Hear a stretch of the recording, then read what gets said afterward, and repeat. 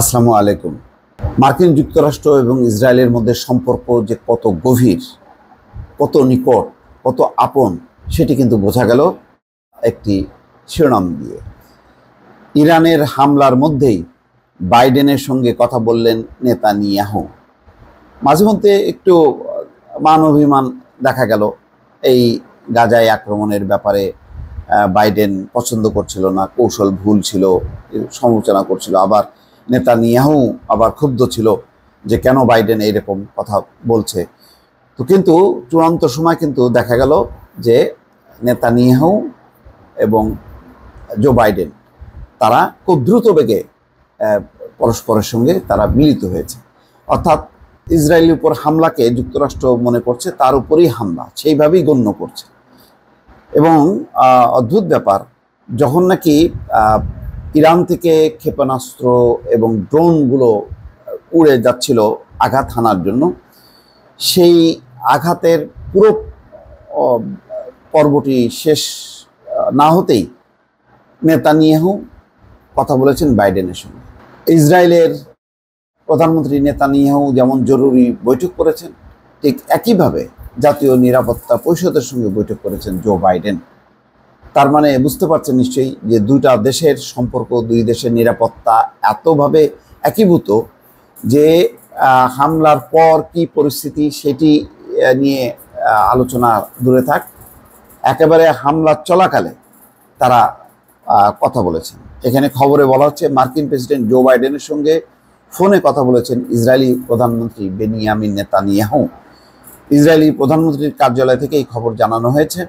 ইসরায়েলে ইরান হামলা চালানোর পরে প্রথমবার দুই নেতা কথা বললেন। এর আগে একটু মানবাভিমানের পর্ব চলেছে, কারণ যেভাবে ত্রাণ তৎপরতার উপর হামলা চালানো হচ্ছিল, ত্রাণ কর্মীদেরকে বাধা দেওয়া হচ্ছিল, কোনোভাবেই যাতে ত্রাণ তৎপরতা চালাতে না পারে, দফায় দফায় হামলায় প্রায় 147 জন ত্রাণ কর্মী নিহত হয়েছে। এই ঘটনায় মার্কিন যুক্তরাষ্ট্র একটু বিচলিত, কেননা তারা আভ্যন্তরীণভাবেও ক্ষোভ বিক্ষোভের মধ্যে আছে।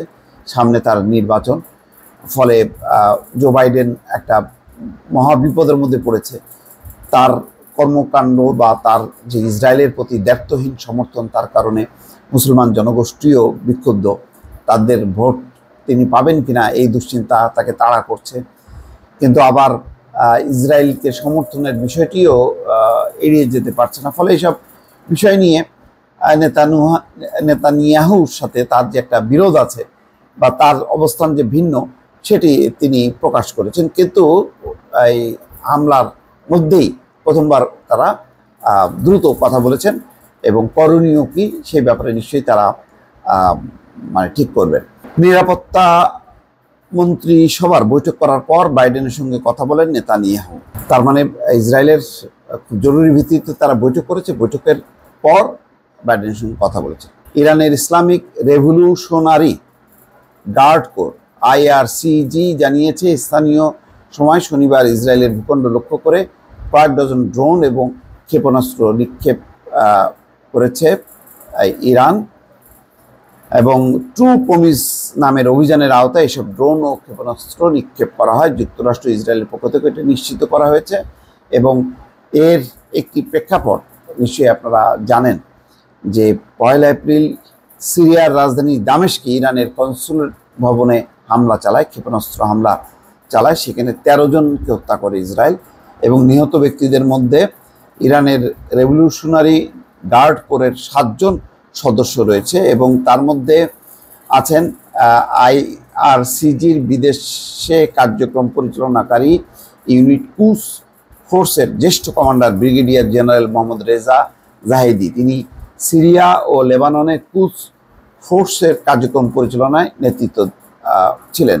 এই হত্যাকাণ্ডের বদলা নিতে ইসরায়েলে হামলা চালানো হবে বলে ঘোষণা দিয়েছিল ইরান, এবং সেই অনুযায়ী কিন্তু তারা আজকে গত রাতে হামলা চালিয়েছে। তবে গত রাতে যে হামলা চালানো হবে এই খবরটি কিন্তু তারও একদিন বা দুদিন আগে এটি প্রকাশ হয়, এবং তখনই কিন্তু বলা হচ্ছিল যে 48 ঘন্টার মধ্যে হামলা চালানো হবে।